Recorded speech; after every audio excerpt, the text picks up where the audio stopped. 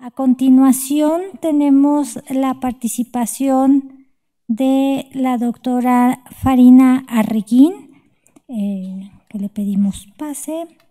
La doctora Farina Arreguín, ella es oncóloga pediatra, tiene una maestría en Administración Hospitalaria y en Salud Pública. Actualmente es la jefa de Oncología Pediátrica del Centro Médico Nacional 20 de noviembre del ISSSTE.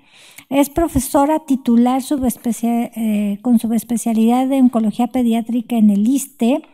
Es directora del examen de Consejo de Oncología Pediátrica en Enseñanza del Consejo Mexicano de Oncología, vocal de Educación y Enseñanza de la MOB y es la coordinadora del Comité Técnico de CONACYA.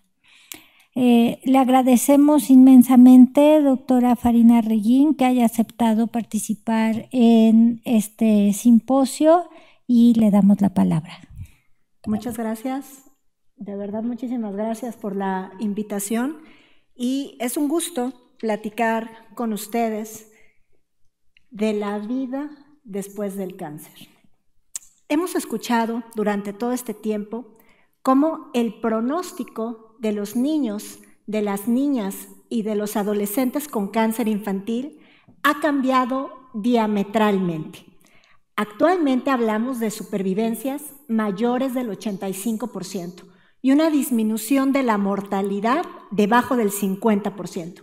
Y todo esto secundario a numerosos esfuerzos en el desarrollo de moléculas nuevas, en un mejor soporte, en avances en cirugía, en radioterapia, a un mejor entendimiento de la enfermedad, de la genómica, un tratamiento que damos actualmente mucho mejor adaptado al riesgo, a terapia dirigida, evitando la muerte de muchísimos pacientes. Pero, ¿es realmente la cura el fin del viaje o es solo el inicio de otro capítulo?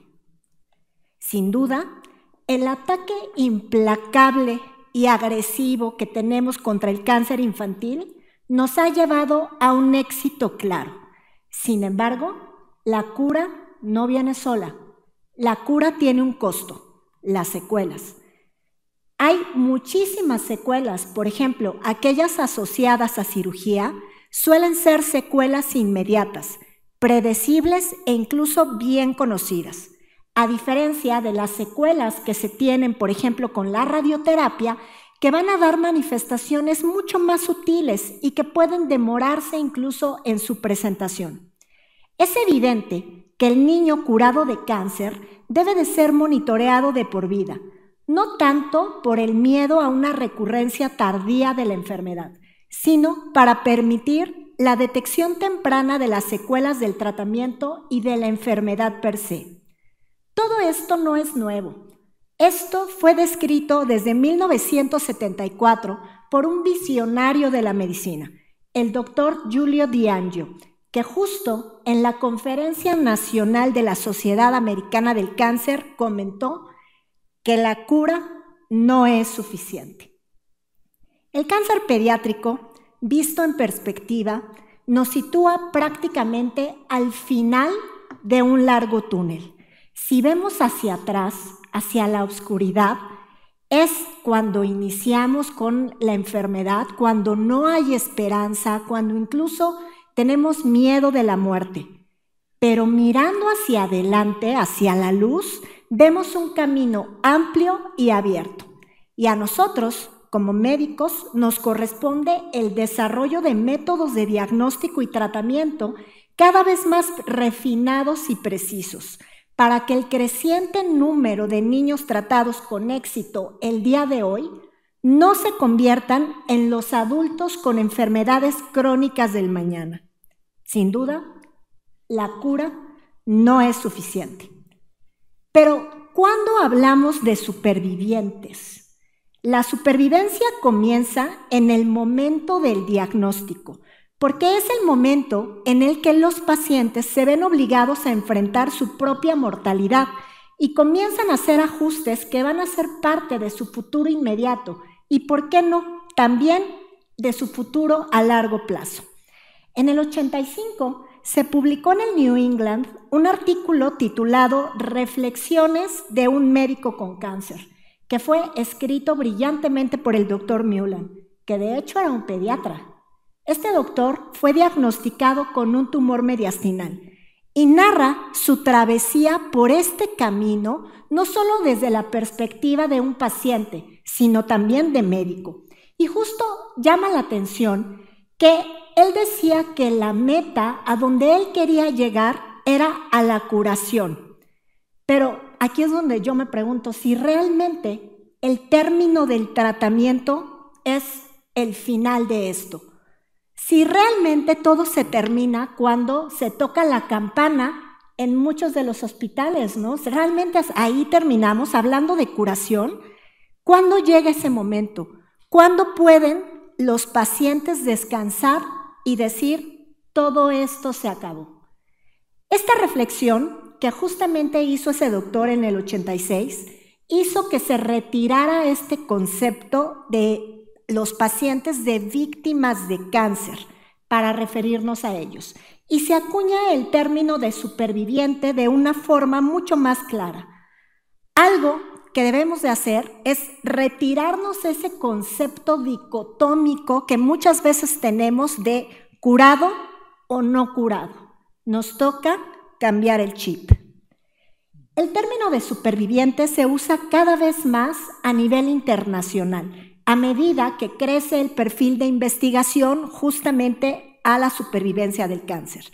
A pesar de su uso generalizado, no existe una definición coherente y operativa de lo que significa ser un superviviente de cáncer. Y en pediatría, esto no es la excepción. Vemos cómo diferentes grupos siguen difiriendo en la definición de superviviente. Lo que es un hecho es que todos estos pacientes que recibieron tratamiento contra el cáncer tienen efectos secundarios del tratamiento, algunos leves, pero otros más graves, como que cardiotoxicidad, nefrotoxicidad, infertilidad, y todo esto estoy hablando de secuelas físicas, sin olvidarnos de la parte psicosocial que implica haber sobrevivido al cáncer. Y no solamente al paciente, sino también a su familia. Y bueno, este que les presento es una de las primeras publicaciones realizadas por el Childhood Cancer Survivor Study, donde el objetivo era determinar la incidencia y la severidad de condiciones crónicas en pacientes supervivientes adultos. Es una corte muy grande, es una corte retrospectiva que seguía el estatus de niños que fueron tratados entre 1970 y 1986, pero se analizaron ya cuando ellos eran adultos y se compararon con sus hermanos. En total se estudiaron 10.397 supervivientes y las condiciones de cronicidad o de severidad de las morbilidades, se utilizó un score de severidad de 1 a 4. Y en esta tabla que les presento podemos ver las diferentes condiciones crónicas que presentaron estos supervivientes, desde un reemplazo articular de cadera, alteraciones cardiovasculares, enfermedad cerebrovascular. Y bueno, vean ustedes cómo dentro de los supervivientes la incidencia acumulada de una condición crónica alcanzó el 73.4% a 30 años posterior al diagnóstico de cáncer. Es una cifra altísima. Y de estos, el 42.4% tenía una condición severa, inhabilitante, que incluso podía poner en peligro la vida, concluyendo que los supervivientes tenían una alta tasa de enfermedad secundaria a condiciones crónicas de salud. Este otro reporte que les pongo es de St. Jude Life, donde también buscaban describir la carga acumulada de tratamiento de cáncer en una población de supervivientes de cáncer infantil. Aquí se colectaron las condiciones crónicas de pacientes, también una corte grande, que fueron tratados en St. Jude y que sobrevivieron más allá de 10 años a partir del diagnóstico. Obviamente, al momento de la evaluación tenían que ser adultos, tenían que tener mayor de 18 años y se evaluaron en junio del 2015. Y también se compararon con controles de la comunidad con género y edad similares. Para toda la población, a los 50 años, la incidencia acumulada de morbilidades tardías fue hasta del 99%. Vean, prácticamente todos tenían condiciones secundarias al tratamiento. A los 50 años, la morbilidad más importante fue la cardiovascular, pero algo importante es que la incidencia acumulada de segundas neoplasias fue del 37.3%. ¿Qué significa? Que tenemos que seguir a nuestros pacientes. Ahora, en esta gráfica vemos la distribución de morbilidades que variaba dependiendo del tipo de neoplasia y ahí está por grupo de edad, vean 30, 40, 50 años y vean cómo los supervivientes, por ejemplo, de los tumores cerebrales, tienen una carga acumulada más alta de comorbilidades del resto de los pacientes. Si, por ejemplo, comparamos con pacientes con leucemias. Pero si nos vamos directo a enfermedad de Hodgkin, vean cómo la morbilidad cardiovascular es más alta conforme la población va envejeciendo. Entonces, las secuelas, obviamente, a mayor edad van a ser mucho mayores. Ahora, los niños que llegan a la adolescencia y a la adultez enfrentan retos únicos y retos complejos, como son secuelas físicas derivadas de los tratamientos. Pero en lo emocional también pueden presentar ansiedad, depresión o incluso temor a la recaída, que pueden afectar su calidad de vida y su proyecto a futuro. El seguimiento de todos estos pacientes debe de llevarse de una forma conjunta con los servicios de adultos. Tenemos que tener una muy buena comunicación para poder lograr esa transición de la atención y poder dar tratamiento a todas las morbilidades que estos adultos ya presentan y poder prevenir, ¿por qué no?, condiciones propias de los adultos con intervenciones oportunas. Insisto, curar no es suficiente.